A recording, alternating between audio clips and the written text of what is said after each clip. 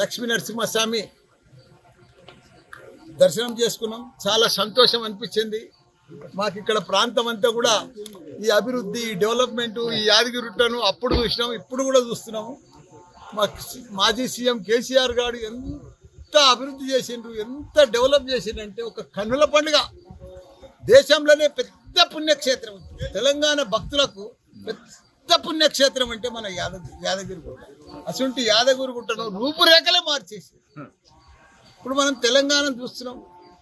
కాంగ్రెస్ ప్రభుత్వం వచ్చింది, తప్పు లేదు, ప్రజలు ఎన్నుకున్నారు, సీఎం అయినరు. అంతకుముందు కూడా 56 సంవత్సరాలు వాళ్ళే కాంగ్రెస్ వాళ్ళే ఉండ్రి, దేశాన్ని పరిపాలించారు, రాష్ట్రాన్ని పరిపాలించారు.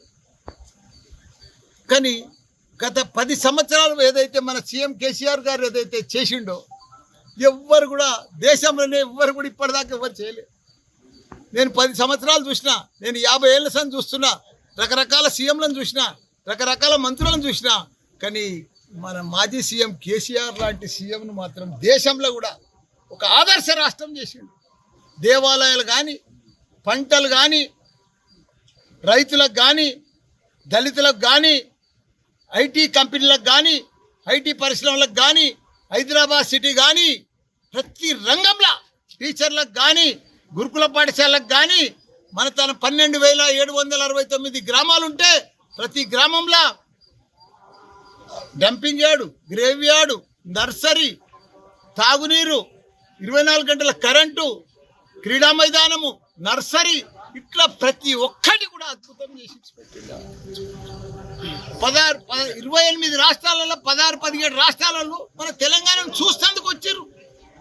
ఎట్లా డెవలప్ అవుతుంది, ఎట్లా అభివృద్ధి అవుతుంది, ఎట్లా సాధ్యమవుతుంది మన కేసీఆర్ గారి కంటే అంత గొప్ప డెవలప్ చేసిండే. నేను ఒకటే చెప్తున్నా కాంగ్రెస్ వాళ్ళకు, సీఎం గారికి కానీ, మంత్రులకు కానీ, మన కేసీఆర్ గారు 3 ఏళ్ల ముందు 3 లక్షల కోట్ల మెట్రిక్ టన్నుల ధాన్యం పండించిండే, దేశానికి అన్నం పెట్టేటట్టు రైతులను తయారు చేసిండే. మీకు దమ్ముంటే అంతకంటే ఎక్కువ పండించి చూపించారు తెలంగాణలో. మీకు పాలాభిషేకం చేస్తాం. ఆ పంట కంటే బీడ్ చేయండి తెలంగాణలో. అదే రైతులు, అదే పొలాలు, అదే పంట పొలాలు, అదే రైతులు కదా. కాళేశ్వరం కూడా కట్టి రెడీ పెట్టిండు కదా. మీరు ఆయన పండించిన పంటను బీడ్ చేయండి. రైతు బంధు ఇస్తా అంటారు, సరిగ్గా ఇయ్యరు. రుణమాఫీ చేస్తా అంటారు, సగం సగం చేస్తారు. దేవుళ్ళ మీద ఒట్టు తింటారు, అంత అయిపోయింది అంటారు, మళ్ళీ ఇంకా ఇస్తామంటారు, 4వ విడుతుంది అంటారు. ఎందుకు అబద్ధాలు ఆడతారు? ఉన్నది కుల్లా చెప్పురు. మిమ్మల్ని ఎవడు అడుగుతుండు? కుల్లా చెప్పారు. వాళ్ళకు కోఆర్డినేషన్ లేదా? ఒక్కొక్క మంత్రి ఒక్కొక్క గ్రూప్ ఉన్నారు. సీఎం గ్రూప్ అలాగా, పట్టి గ్రూప్ అలాగా, ఉత్తమ్ గ్రూప్ అలాగా, అట్లా రకరకాల గ్రూపులు ఉన్నాయి. వాళ్ళు గ్రూపులు ఉంటే నడవదు. కాంగ్రెస్ మొదటిసారి కూడా ఉంది అలా గ్రూప్. కాంగ్రెస్ అంటేనే గ్రూప్. ఇక్కడ మనది ఒకటే కాంగ్రెస్, కేసీఆర్ అంటే టీఆర్ఎస్. ఒకటే గ్రూపు, ఒకటే పరిపాలన, ఒకటే అడ్మినిస్ట్రేషన్. డిఫరెంట్ ఉండదు ఎక్కడ. అలా ఆయన మంచి రాష్ట్రం అద్భుతంగా చేసి మంచి సెక్రటరియట్ కట్టిండు, దేవాలయాలన్నీ డెవలప్ చేసిండు, కమాండ్ కంట్రోల్ ఆఫీస్ కట్టిండు, తెలంగాణ అంతా ఫ్లైఓవర్లు అయిపోయినాయి, అన్ని అభివృద్ధి. మంచి పరిపాలన చేయండి, ప్రజలకు ఇచ్చిన మాట నిలబెట్టుకోండి. ఇప్పుడు 4,000 వేస్తున్నారు, 2,000 వేస్తున్నారు. మా కేసీఆర్ గారు ఉంటే 3,000 వేసి ఇప్పటిదాకా అన్ని చెప్తున్నారు కానీ చేస్తలేరు. చెప్పిన మాట నిలబెట్టుకోండి గంతే. మీరు ప్రజలు మీకు 5 ఏళ్ల కోసం, పరిపాలన కోసం మీకు ఇస్తారు, ఓటేసి మిమ్మల్ని గెలిపించారు. ప్రజలకు మీరు ఏం మాట ఇచ్చారో అవి నిలబెట్టుకోండి. అవి నిలబెట్టుకోకుండా మా కేటీఆర్ చేసిన పనులను బీట్ చేయండి, అంతకంటే ఎక్కువ చేయండి, చేసి అప్పుడు తిట్టురు. మీరు పని చేసిన వాళ్ళను బీట్ చేయరు, గొప్ప పని చేయరు. ఒకటే పొద్దున దాకా గెలిచించేది ఒకటే పని పెట్టుకోరు, కేసీఆర్ను కేటీఆర్ను తిట్టుకం. కానీ ప్రజలలో తప్పకుండా ప్రజలు గుర్తుపట్టినరు.